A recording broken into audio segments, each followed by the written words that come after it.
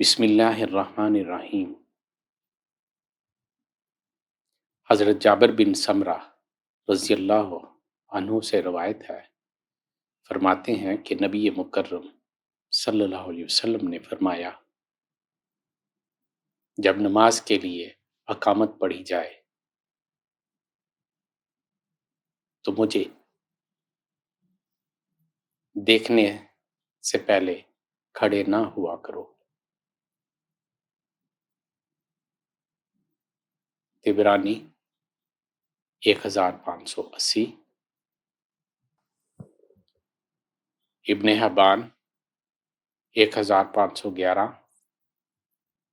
دارمی 1296، طبرانی الاوسط 181۔ آپ صلی اللہ علیہ وسلم نماز باجماعت شروع کرنے سے پہلے فرماتے، استو وعدلو صفوفکم،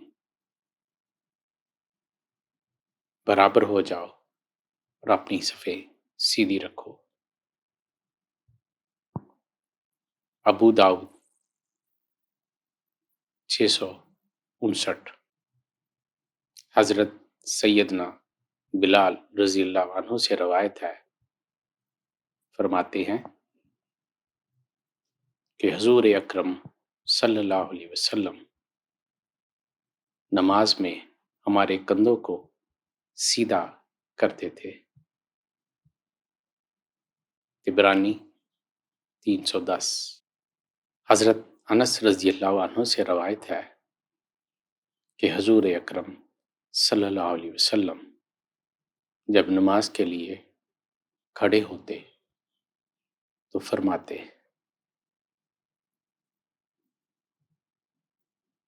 اس طرح اپنے دائیں طرف، اس طرح اپنی بائیں طرف، پھر فرماتے،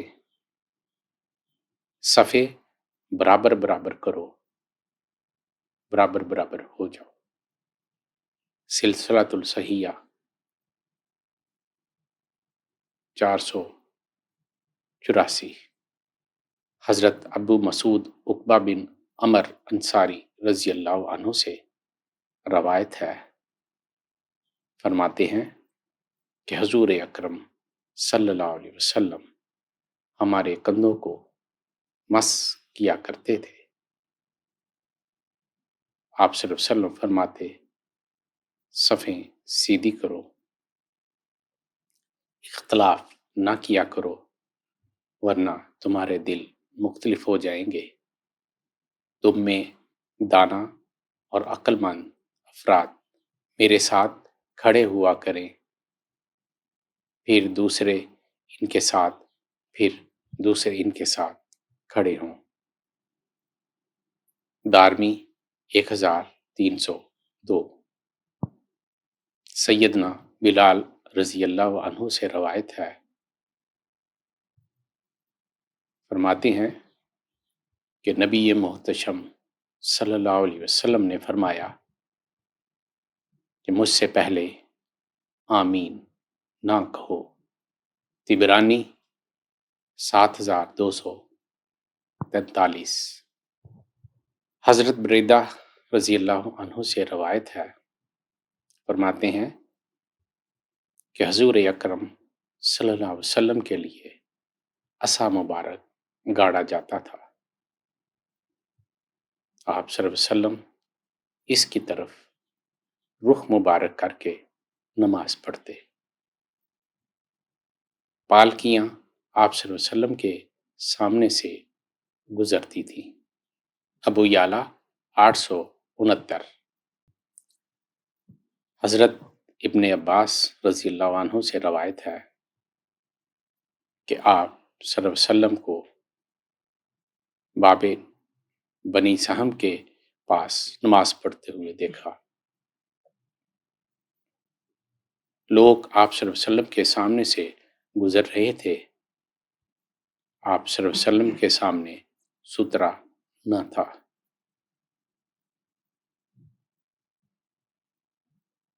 دو ہزار 883۔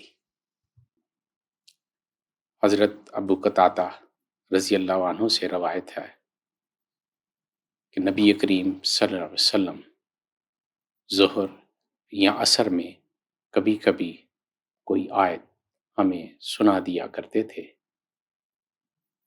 بخاری 762، دارمی 1328،